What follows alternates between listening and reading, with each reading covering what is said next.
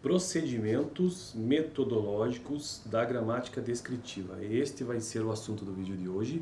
São dois procedimentos básicos e aí o autor ele começa a entrar em detalhes sobre esses procedimentos.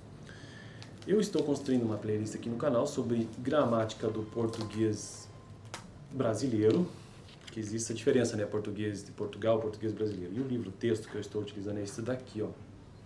Caso você tenha interesse, é um baita de um livro, o link está na descrição. Eu estou tentando entender, né, gramática de um ponto de vista mais científico mesmo, sabe? Poderia ter um livro aqui de gramática normativa, mas não, eu resolvi pegar logo um livro que trata de todas as gramáticas. Este autor aqui, o Ataliba de Castilho, ele coloca neste livro dele, pelo menos nesse primeiro capítulo, né, do que se entende por língua e por gramática, ele coloca algumas teorias linguísticas em 4 grandes blocos. Então ele coloca primeiro a gramática descritiva, que é entendida como um conjunto de produtos estruturados. Depois ele vem na sequência a gramática funcionalista cognitivista, que significa que a língua é um conjunto de processos estruturantes. Depois ele coloca a gramática histórica, ou seja, que a língua é um conjunto de produtos e processos em mudança. E por fim ele coloca a gramática prescritiva, que é a língua como um conjunto de usos bons, que eu deduzo que seja o contrário da descritiva, né? Então eu estou atualmente na gramática descritiva, ou seja, que a língua é um conjunto de produtos estruturados. E eu já tratei sobre os postulados da gramática descritiva no vídeo passado, vou deixar lá no final. E hoje então vamos ver os procedimentos metodológicos da gramática descritiva. É um texto longo, porque a letrinha deste livro é muito pequenininha, ó. Então uma página é longo.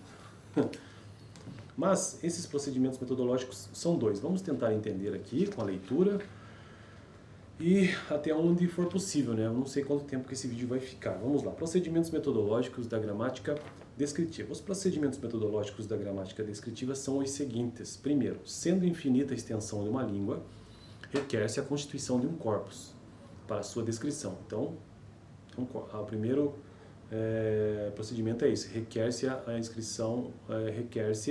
constituição de um corpus. O corpus é um recorte da língua selecionado segundo critérios que tomem em conta sua representatividade e variabilidade. Beleza? Então esse é o primeiro ponto, a existência de um corpus. Segundo, a descrição linguística implica na identificação das unidades de uma dada língua mediante a segmentação e a comutação dos enunciados recolhidos no corpus, designando-os por uma nomenclatura própria. Então, descrição linguística implica na identificação das unidades de uma dada língua. Beleza. Quanto ao procedimento, agora ele vai entrar no detalhe, e agora que vem o texto maior. Quanto ao procedimento 1, ou seja, do corpus, o surgimento de uma nova disciplina linguística de corpus deu uma feição mais exigente ao levantamento, transcrição e tratamento arquivístico dos documentos, tendo agregado ao rigor filológico a organização de bancos eletrônicos de dados para um detalhamento. Quanto ao procedimento 2, identificação das unidades, né? Temos de partir mais uma vez de uma consideração feita por Saussure relativamente à contextualização da língua em si mesma. Agora, essas postulações permitem construir uma metodologia para a descrição linguística, pois, admitindo-se que os dados da língua se depositam no eixo das entidades encadeadas linearmente, o sintagma, e no eixo das entidades retidas na memória, paradigma, segue-se que podemos analisá-las por meio de segmentação ou por meio de comutação, isto é, por meio da identificação de unidades do interior de cada nível, mediante a função de contraste na cadeia sintagmática ou da posição da classe paradigmática. A segmentação se baseia nos contrastes que estabelecem entre os elementos apresentados uns após os outros na cadeia da fala. Assim, tomando-se o item norte, palavra que foi proferida pelo locutor no exemplo 1. Aonde que está isso aí, esse exemplo 1? Ah, tá. Nós vamos ver o exemplo... Deixa eu dar uma olhada já nesse exemplo aí. Segmento de uma conversa, locutor número 1. Isso aqui é o corpus. Eu estive através de Cumaná. É uma praia, é um lugar, um litoral muito bonito, que aliás é muito parecido com o nosso litoral norte, sabe? Mas eu não conheço o nosso litoral norte e fiquei lá durante 3 meses e nesse tempo todo eu conheci bastante o povo de lá. Mas é bem diferente de nós. Locutor 2, sei. Locutor 1, Eles são, por exemplo, esse lá, é nessa praia que pertence à universidade, como aqui na nossa oceanográfica também pertence à USP. E toda a universidade detesta ir para a praia, sabe? Ah, é? O locutor 2, o locutor 1. Então é coisa. E todo o curso foi feito ali. Inclusive nós saímos assim durante fazer compras de material e tudo isso. E conhecemos toda a região referente, sabe? Bem bonito, colorido o fundo do mar lá. E não existe. E a água é muito transparente, sabe? Muito coral. Locutor 2. Que curso você foi fazer, Locutor 1? O curso mesmo era só oceanografia biológica, aliás, física. Mas eles complementavam porque a maior parte do pessoal só conhecia assim a biológica, né? Nessa nova parte entra a biologia. Agora, o maior número de alunos, estudantes, eram todos assim da América do Sul e alguns da América Central. E as aulas eram a maior parte em inglês, e porque inclusive todos falavam espanhol, menos os brasileiros, né? Risos, porque é uma língua diferente. Então, isso aí é um segmento de uma conversa. Já li antes, porque acho que ele vai ficar dando os exemplos aqui, né? A segmentação se baseia no contraste que se estabelece entre os, voltando ao texto, apresentando uns aos outros na cadeia da fala. Assim, tomando-se o item norte, palavra que foi proferida pelo locutor 1 no exemplo 1, adiante, constata-se que ele não se compõe do seguinte fonema N, O, R, T e E. Nota-se que esses elementos vieram dispostos numa certa sequência que alterada levaria à constituição de outras palavras, como terno, trono, trone, por exemplo. A segmentação se fundamenta na noção de combinação de sequências. No nosso litoral norte. A comutação se baseia, por outro lado, na oposição que se estabelece entre os elementos presentes e elementos ausentes no corpus. Retomando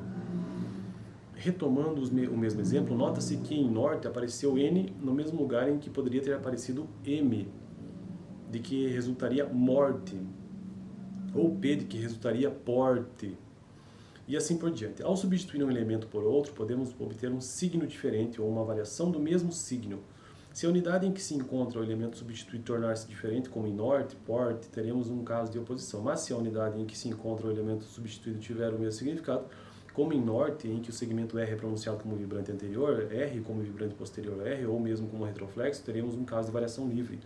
Como se vê, segmentar ou contrastar e comutar ou opor tem uma significação técnica precisa na análise estruturalista.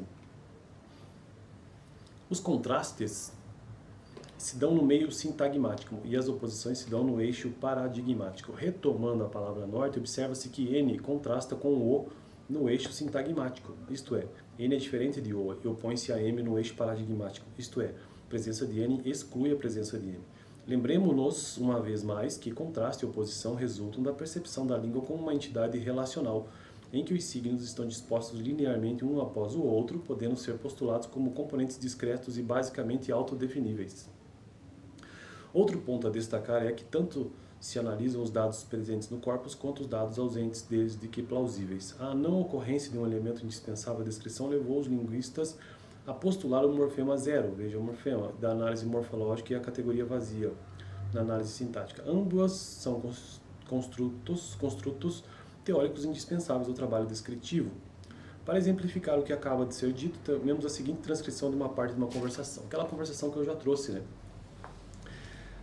Vejamos, eu vou fazer de novo essa leitura para a gente só ver, se bem que eu acho que eu vou fazer a leitura só da primeira parte, só do locutor 1 e do locutor 2 e o locutor 1 novamente, para não se estender muito no vídeo, porque é um assunto complexo, né? Então, segmento de uma conversa. O locutor 1, eu estive através em Cunamã, é uma praia, um lugar, um litoral muito bonito, que aliás é muito parecido com o nosso litoral norte, sabe?